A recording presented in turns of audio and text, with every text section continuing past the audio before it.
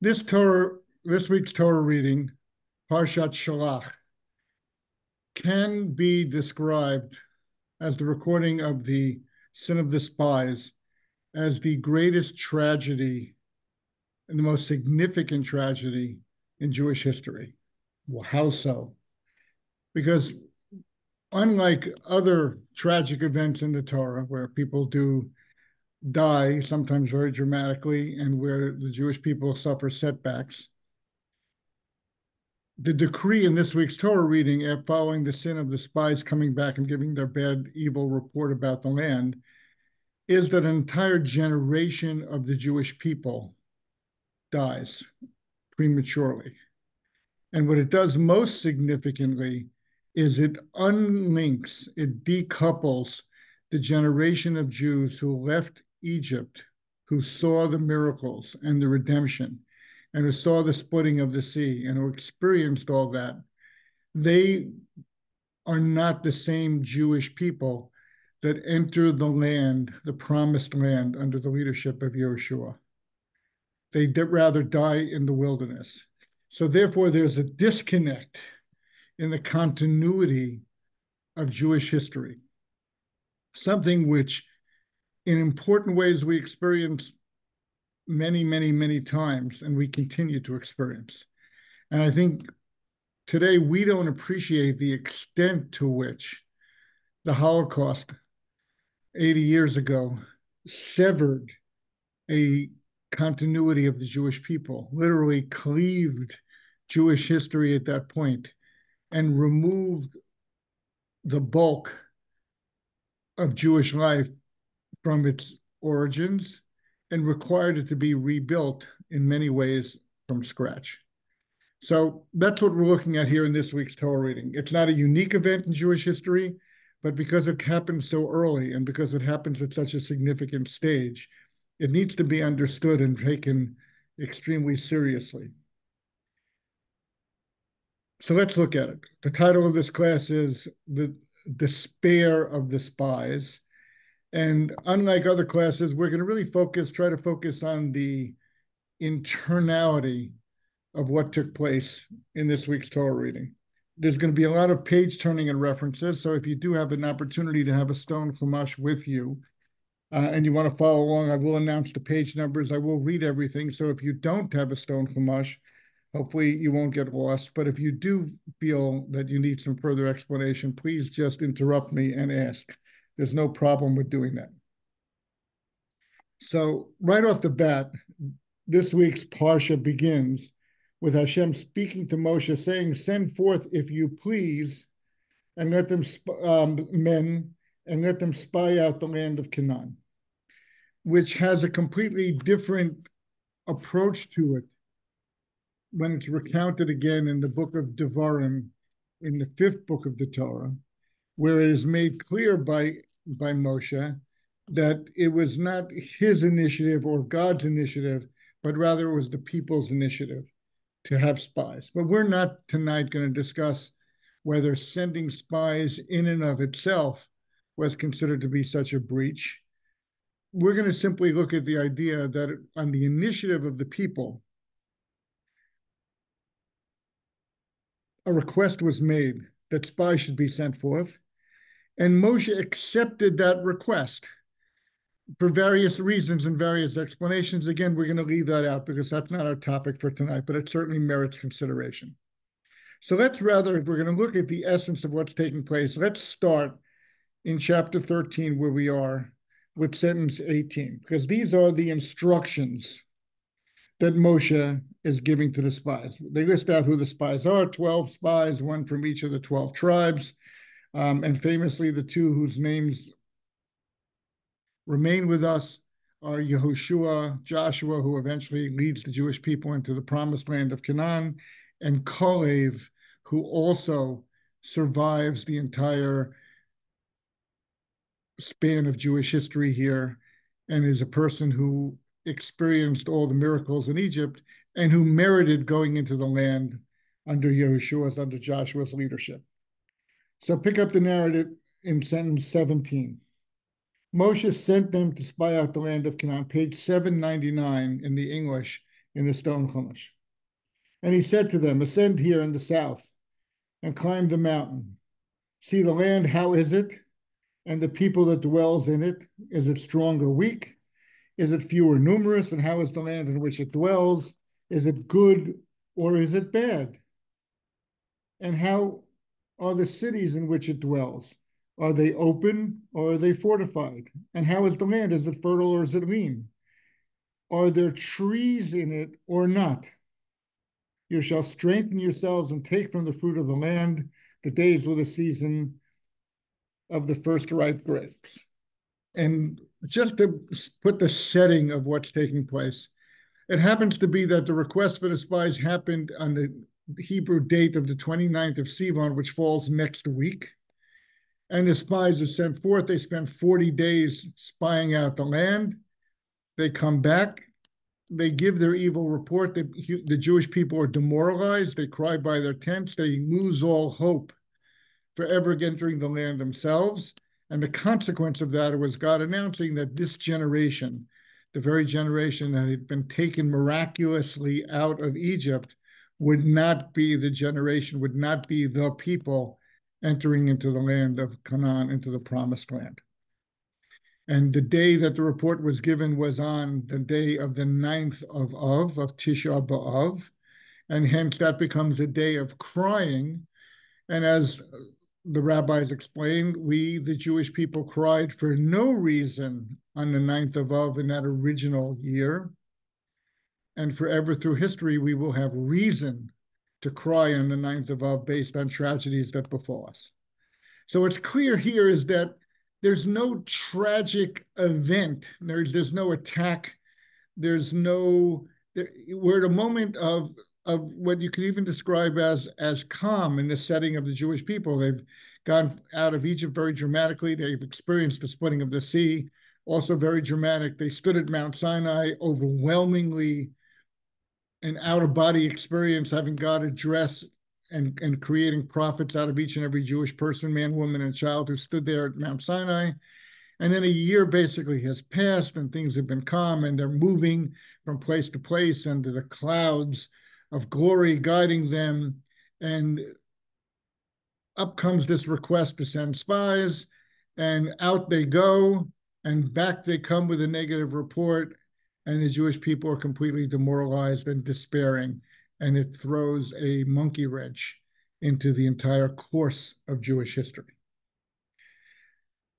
So let's highlight what Moshe asked them to do. And we're not going to go into every nuance here, and each nuance is important, but we're going to look at 3 statements that Moshe makes, and we're going to put them into context.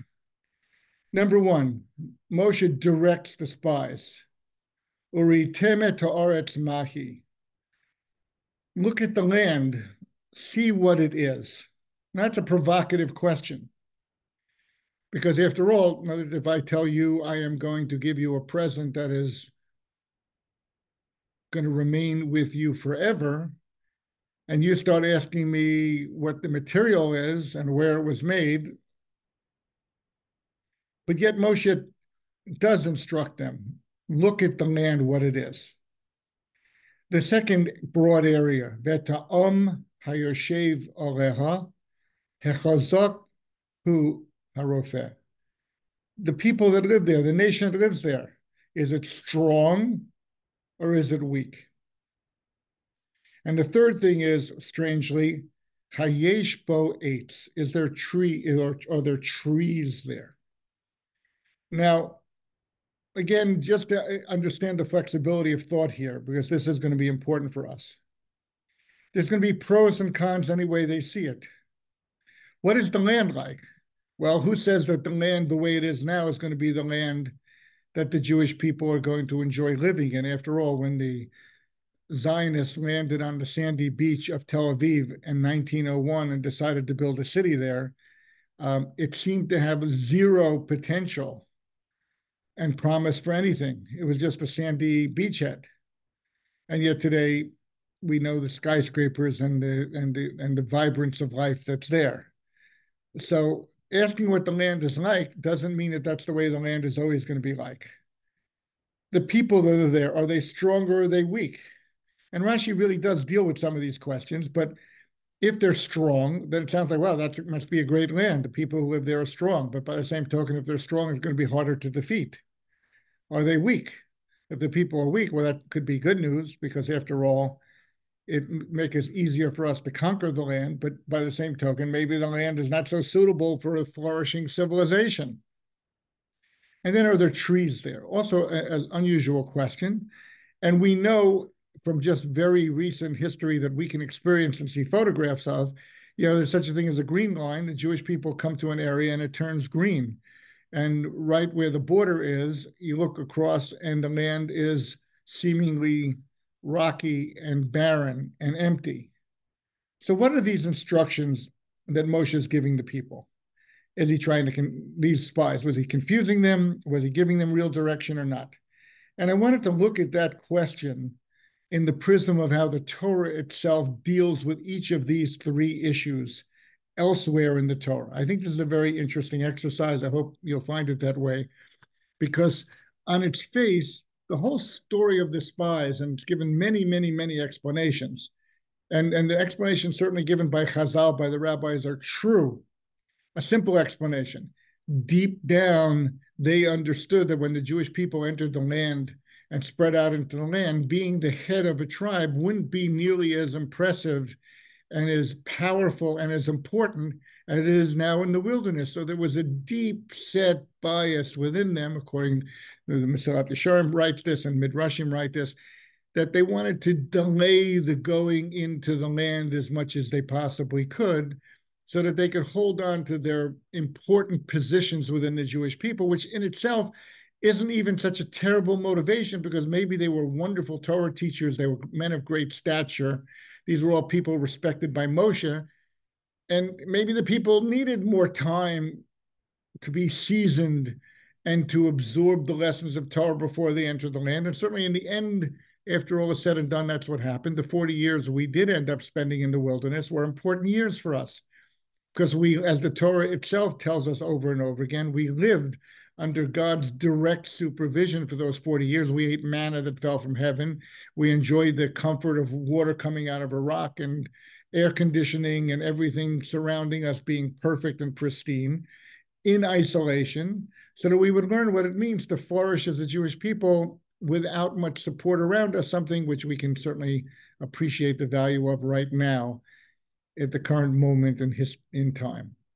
So what I'm trying to point out is circumstances such as these, external circumstances such as these, are almost irrelevant to people who are inspired by the miraculous exodus from Egypt and by the splitting of the sea and by the standing at Mount Sinai.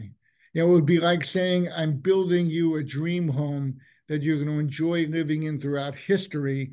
And your question is, what color is the wall painted? So let's put this into better context. And I think we can do that by referencing other places in the Torah and looking at it together and seeing how meaningful Moshe's instructions were, and therefore what impact they could have had if they were taken the right way. That's the theory of this class, and that's what we're going to proceed to. So let's turn to toward the end of the Torah, page 994, if you have a stone chumash handy. And I did write down all the page numbers, and I hope I got them right. And this is the fifth book of the Torah, Devarim, and it is chapter 11, sentence 13.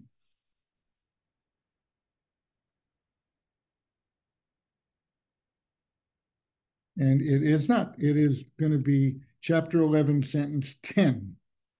Okay? I'm sorry. I wrote down the wrong paragraph there. And if you look in the side of the stone chumash, what is this paragraph titled?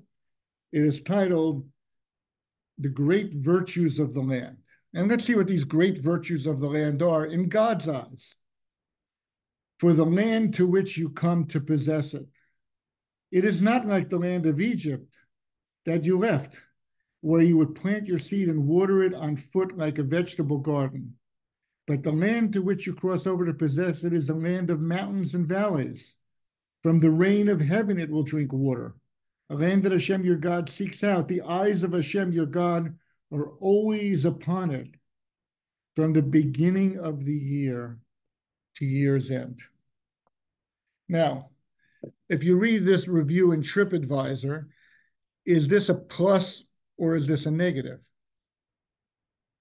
Not so easy to understand. Egypt had the advantage of the Nile River running through its heart, and it had the advantage of a constant water supply. And as the Torah explains to us indirectly in the book of Exodus, it made for the most arrogant Pharaoh possible in the world. Because Pharaoh had no one to rely on, no God to be concerned about. All he had to do was take a stick, cut a little groove in the ground. It filled up with water from the Nile River, plant whatever he wanted, it grew, harvest it, and live happily ever after. Unlike the land of Israel, as it says in this chapter, where it has to rain.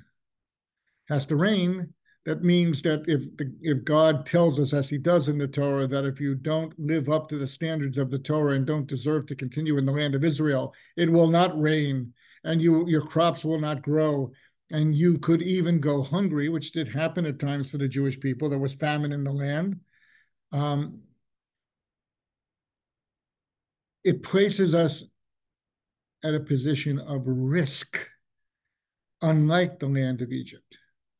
So, and by the same token, as Rashi points out here, whereas the poor Egyptians are creating irrigation canals and schlepping water on their backs to feed their crops, if you go to sleep at night and it pours down rain and you wake up in the morning and all your crops have been watered and are growing, that's a much more conducive place to enable you to spend the rest of that day studying Torah and thinking about Hashem and praising Hashem and davening and doing all the good things that Jewish people tend to do, especially when times are secure and when we feel beloved and settled in the land.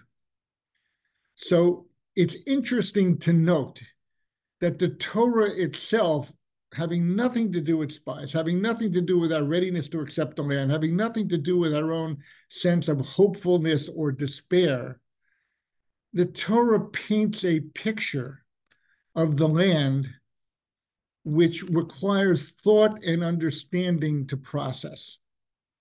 And if processed correctly, it's the most appealing place in the world to be. And we often feel that way when we get off the plane in Ben Gurion Airport and we rush to just get to where we're going and kiss the ground and feel as though we're in our homeland. And it's beautiful for us. You know, therefore, what we understand is that the instructions that Moshe gave the people, look at the land and see what it is. The sentences we just looked at in the book of Devarim also say that God's eyes are on the land from the beginning of the year to the end. There's an intensity of living in the land of Israel that doesn't exist elsewhere. And boy, do we know that's true. I mean, just take the amount of ink that the New York Times has used to print newspapers in the last 75 years and proportion it out based on how much ink has been spilled on that one little tiny land of Israel compared to the rest of the world and universe, and you will be aghast at understanding the intensity of focus and interest, and that it's not only the eyes of Hashem are on the land from the beginning of the year to the end. But what does that mean? It means that this is not a simple land. It needs to be understood. It needs to be thought about. So it's not a Kodak moment that you 12 spies go out there, see what this land is like. Oh, yeah, it rained when we were there. It didn't rain. The land was dry. The land was wet. It's different than Egypt. You know, we've never been there before. We've never seen it. We know from our ancestors, Abraham, Isaac, and Jacob, how they felt about living in the land, how much they loved the land, how much they stayed within the land. But who knows if it'll be good for us? All those attitudes, all these theories, all these preconceived notions as to what makes a great land or not a great land are subtleties even in the Torah's own objective description of the land. And I think Moshe's instructions to the spies have to be properly understood by looking at those few sentences in the Torah. And let's go further. The next item that Moshe places on the agenda that we're going to scrutinize. Who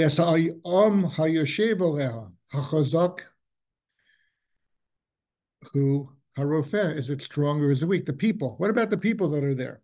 So what do we know about the people?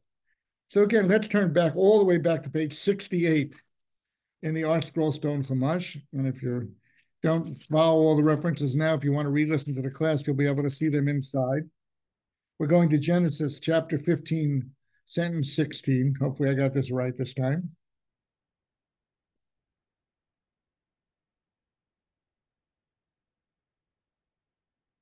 Yes. So here we're in a prophetic state where Abraham, in his early stages of being connected to God, experiences what's called the covenant between the parts, the Brit Bein Habitorim. And in it, it says very unusually, your children are going to be enslaved. They're going to be oppressed for 400 years. They will eventually come out.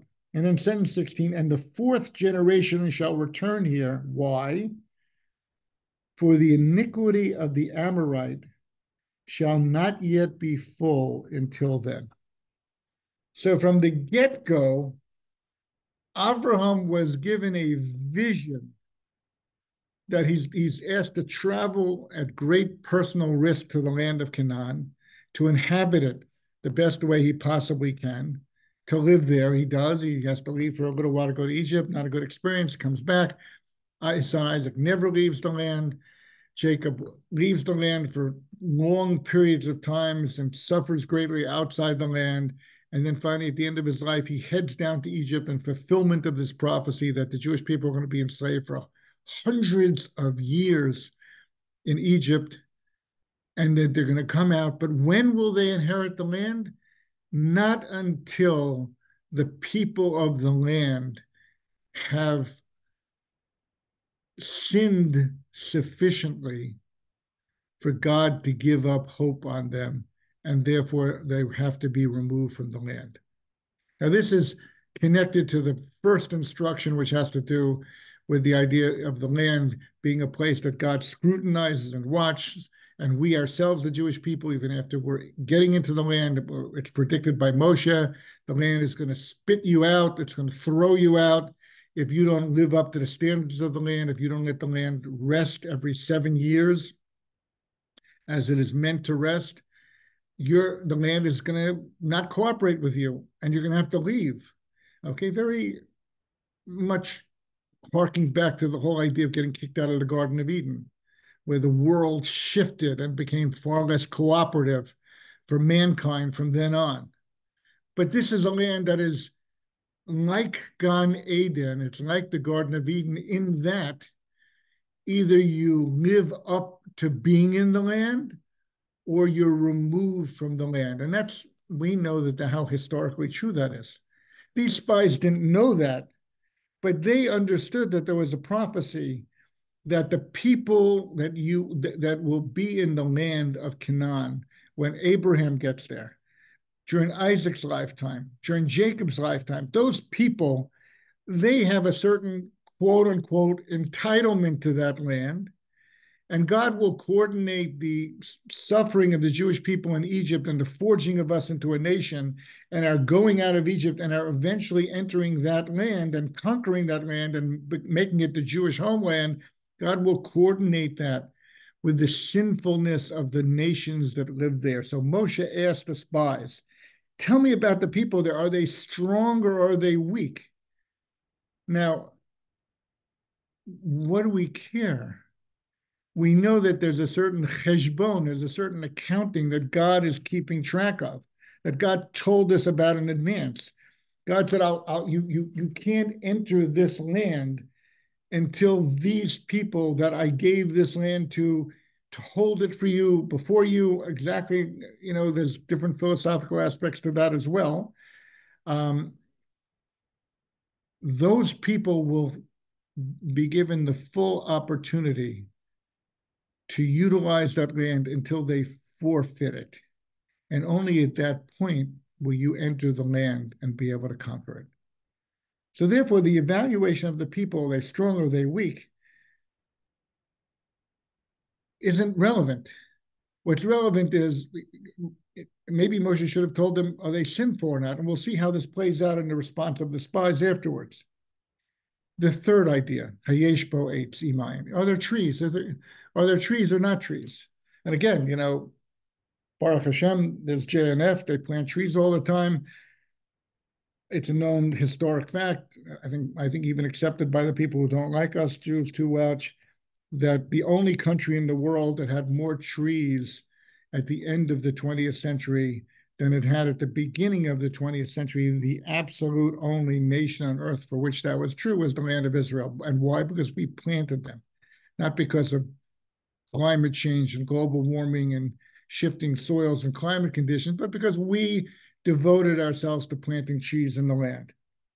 So what's this thing with trees? So what does Rashi say? Rashi explains to us that trees represent righteous people. And Moshe was really pointing out to them, what's the spiritual tenor of the land and the people therein? And we'll see how that's addressed by the spies. And let's look at that now, page 802. Now we're in the thick, now that we have these reference points down, we're in the thick of the narrative of the spies themselves. Chapter 13, sentence 32. What do the spies say?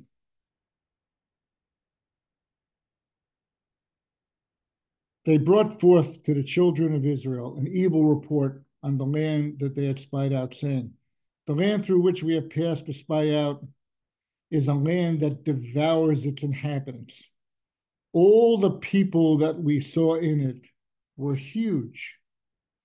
There we saw the Nephilim, the sons of the giants from among the Nephilim, and we were like grasshoppers in our eyes, and so we were in their eyes. Probably the most famous quote that the spies make.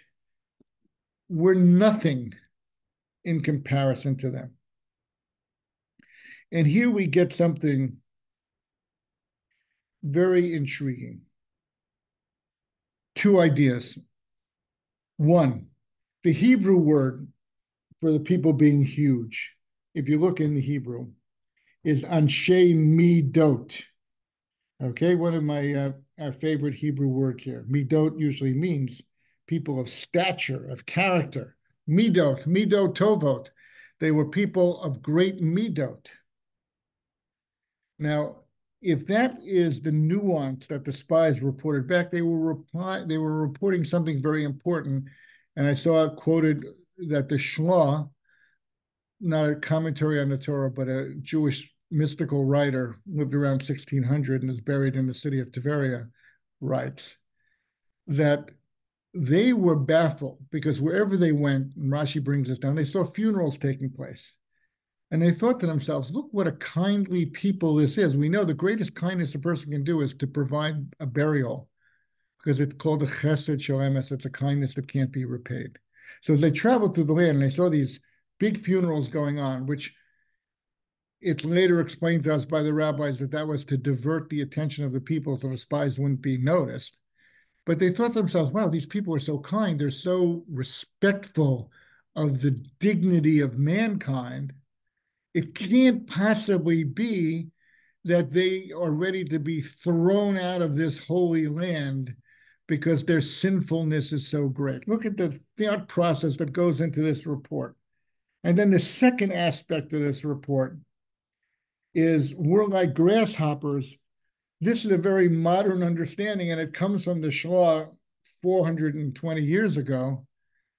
We're like the locusts that came to Egypt and ate the crops of the Egyptians. The locusts certainly had no right to do that. I mean, God sent them to punish the Egyptians. But after all, we, Jews, maybe we don't deserve to take on this land. After all, the people seem to be anshe midot. They seem to be kindly people. They're burying their dead with dignity and with honor and respect, are upholding the dignity of human beings. Could this be a people that are being disgorged from the land because they're not worthy to live in it? And if they're not, if they are worthy to live in it, are we not usurpers? I mean, it's such a Jewish idea that we hear through history. Are we undeserving of the very legacy that God has promised to us? Because, it's almost like Woody Allen writing the script here, because maybe they deserve it more than we do, which is a voice we hear. We hear it yet today amongst the Jewish people. And that's what the Shua writes into this section. So when Moshe asked them, tell me about the quality of the people, tell me about the trees, about the people of stature that are there, the spies had their theories of life. They had their political affiliations, if you will, and I don't mean that seriously. They had their biases. They had their theories to understand the world. And as they experienced the land of Israel within the parameters that Moshe had set out for them, they stuck to their theories rigidly and said, "Ephes, there's nothing here for us. It's hopeless. Let's stand by our tents and cry. All the promises that God have made for us have dissipated. They were false. They weren't to be relied on. They don't make sense. They don't fit into my political philosophy, my idea of fairness, my idea of confidence in myself and my own place in the world, my understanding of the nature of human history, that its purpose is ultimately a moral purpose, and it ultimately has to do with the upbuilding of the character of human beings. All that goes out the window. And therefore you get despair. Therefore you get a sense of realpolitik or realism or rational thinking, which looks at the situation and concludes, Ephes, it's zero for us. We have no future. It's time to give it up. It's time to surrender and go back to Egypt. It's time for us to forget about all these promises. It's time for us to forget about the whole arc of human history that the Torah has subscribed to us, which is that there's a purpose in everyday life, that there's meaningfulness, that time leads towards spiritual goals, and that these goals are achievable, and with it's the elevation of mankind and the fulfillment of mankind's purpose. All those things went out the window. And why did they go out the window? Because they had their prism of looking at the world, and nothing was going to shake them. It was their theories of life that totally disabused them. And I want to show you two significant places in the Torah where the Jewish people were faced with the same moral challenge and they overcame it. And we'll do them in order. The first is Jacob. Jacob is returning after a very difficult 20 years of life living in the house of Lavan, albeit he's coming back now with a whole family. As he says, two camps of people already. The Jewish family is taking on the shape of almost a nation, 12 tribes in formation, generations of people, two camps. And yet Yaakov says, Katanti mikol chasadim mikol emes, who am I to receive all this? And Yaakov despaired, and he despaired also perhaps more poignantly when he was on his way out toward the home of Lavan, where also he was told, you're going to go out, you're going to find a wife there, you're going to come back to the land of Canaan, and you're going to fulfill the promises that God offered to Abraham and Isaac. Abraham, your grandfather, Isaac, and Rebekah, your parents, and they're going to be fulfilled through you, as they largely were. And then the prophecy of going down to Egypt and being enslaved was the next step. So Yaakov, Jacob himself, was completely despairing. But what's the difference? The difference is he continued walking. He continued on. He continued to confront life with the conviction that although all my theories seem to indicate failure is on the horizon, I have God's promises in my pocket. And therefore, katanti mikol chasadim, I don't deserve your kindness, God, and your compassion, but I know it's with me, And therefore, I'm going to move forward with the conviction I'm going to prevail, even though I don't see how that's going to happen. And this happens at very particular moments. One, when he's leaving and he crosses the Jordan on his way out of the land of Israel, and he doesn't have a penny to his name. And he thinks to himself about the contrast between when Isaac was getting married, how Eliezer, the servant of Abraham, left with camels and gold and jewelry and gifts. And here he's leaving a homeless fugitive on the run. And when he was coming back and he was ready to confront Esav, a world power with his generals and his armies, who had already built an empire for himself, and he was a family, a nation in the making, but far from being a nation. Also, well, so we'll divide into two camps. We'll pray, we'll prepare for war, and we'll place our trust in God. A moment of fear, the Torah says. A moment of something similar to despair. But the difference is he got up in the morning and he confronted Esav. He persevered. He didn't sit and cry. He prepared for battle. He sent gifts. He prayed. Another example. This is on page 370 in the Art Scroll Chumash. A very significant moment. The Jewish people, having experienced all the miracles of Egypt, they're standing by the Red Sea. The Egyptian army is pouring down upon them. And the Jewish people cry out, Hamibli ein kvarim, there weren't enough graves in Egypt. God, you had to kill us here by the sea. Yet that doesn't spell, they were despairing, but yet they plunged into the water and the water split in front of them. So they had doubts and they had uncertainties, and they did not have theories that were rational or realistic to rely on. But they had a certain bedrock conviction that God supervises the world and that we're going to carry forward. It's not for us to reason why.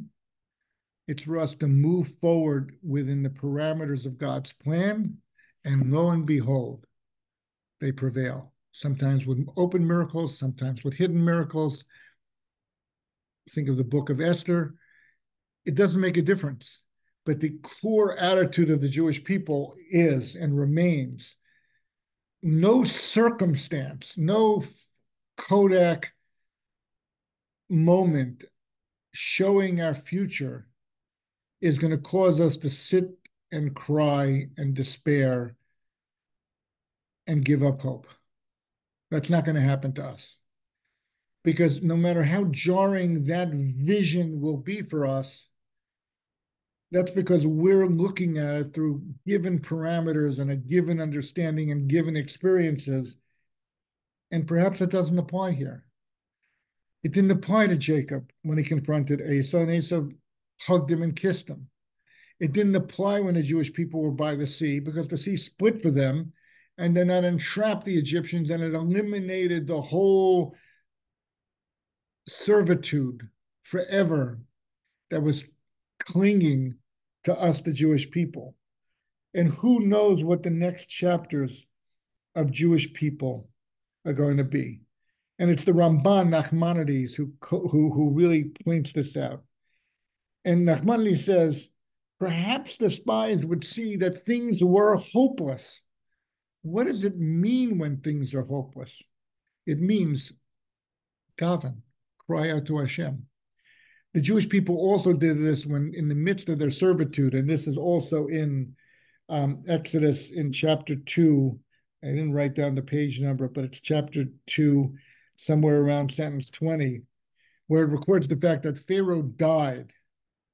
This is the second Pharaoh to die. First, there was a Pharaoh that didn't know Joseph, but then the Jewish people were enslaved. Then it mentions Pharaoh died, and the Jewish people cried out, and Rav Hirsch has an insight in the Haggadah, which says that now they started praying, because until then they had a theory, they had a belief. The belief was, okay, this Pharaoh's a lousy Pharaoh. He's oppressing us. He's a human being. He's going to die. And whoever takes over from him will have compassion on the Jewish people. Lo and behold, that Pharaoh dies. The oppression continues even worse. It really seems hopeless now. It's like institutionalized in Egypt that we, the Jewish people, are just going to be slave forever. Strongest nation on the world, most powerful. Nobody's ever messed with the Egyptians. They have an unlimited supply of agriculture, of might, of power. Everything's going for them. We have nothing going for us. We don't have a theory anymore. So therefore, we're just going to cry out in prayer. That's the anatomy of Jewish hopefulness, of Jewish overcoming despair. And I want to give you an example of this. In the class went longer. I'm going to leave out the last section about tzitzis. Maybe we'll do it another time. But we say at the end of tefillah something very interesting. We sing Ein Kelokenu. And it goes like this. There is no one like God. There is no one like our master. There's no one like our king. We repeat the phrase, Ein Kelokenu, Ein Kadonenu, Ein Kamalkenu, Ein Kamoshienu. There's no one like God. And then what's the next line? Mi Kadonenu, Mi Kamalkenu, Mi Kamoshienu. Who is like God? And a thoughtful thinker asked the following question. The line should be reversed. The way rational thought works is you begin saying, who could be like God? And you explore the world and you think about different alternatives and different possibilities and say, oh, no one's like God. So then you say, your rejoinder is, Mi Kelokenu, who could be like God? Ein Kelokenu, Ein Kadonenu. We've searched the world, we've thought about it. There's no one of that magnificence. There's nothing that we could place our trust in other than God. Purposefully, it's written the other way around. And the first stanza is Ein Kelokenu, because we can only properly analyze our experience when we first have the solid conviction there's no one like God. There's nothing other than God, even as it's put more strongly in the Torah. And only then can we explore the world and spy out the world and develop our theories, because we're developing theories from the time we're weeks old. You know, we develop a theory. If I open my mouth and make noise, and I don't even know what that sounds like, but it seems to work, then this person comes over and takes care of me. Wow, what a deal. I don't know what the theory is. I don't know how it works. Maybe it's like pushing a button, but we're developing theories. We have ways of understanding the world. We need that because we are rationally driven beings. But when our understanding runs into a situation that's directly contradicting God's promise or God's instructions, that's when we have a problem. And to be a hopeful, believing, trusting people that we have managed to do for 3,300 years in spite of heavily contradictory evidence and prevail, we need to get these two lines correct. We need to start out with the idea there's no place, there's no one, there's no address, there's no explanation beyond God. And then we can start exploring Miko. Okay, let's look at the world. Who is like God? Well, Pharaoh was like God. He really was like God. He had tremendous power. He had tremendous prestige. He had tremendous resources. He's gone, and he couldn't prevent us from leaving. And who were these Canaanite people? They also had a lot going for them. Amalek, fierce warriors. They lived in the north. They lived in the south. They built cities. They had all kinds of power in the world. They weren't even as powerful as the Egyptians, and that also should have been part of the equation. But okay, these were 7 nations that inhabited a land and had made it their own. Okay, but God says it's time for us to take it and to inhabit it and to build our futures there for the spiritual well-being of creation. So that's when all theories and all understanding have to fly out the window. So when Moshe says to them, look at the land, see what it is. Look at the people that are there. Look at the spiritual quality of the land, Hayesh Boetz. Look at the other righteous people there. Look at all those things. You want to be spies? That's what spies do. But once you see what's there, then you put together your theory that supports your resolve and your belief and your conviction that there is nothing other than God, above God, even below God, alongside God. There's nothing. And therefore, when we tie our future to that, no matter what no matter what AI tells us is going to happen next, we know that we're going to prevail, not without encountering difficulty, not without suffering at times, but all the suffering that we encounter is planting in tears and harvesting in joy. And so may it be today as well. Thank you.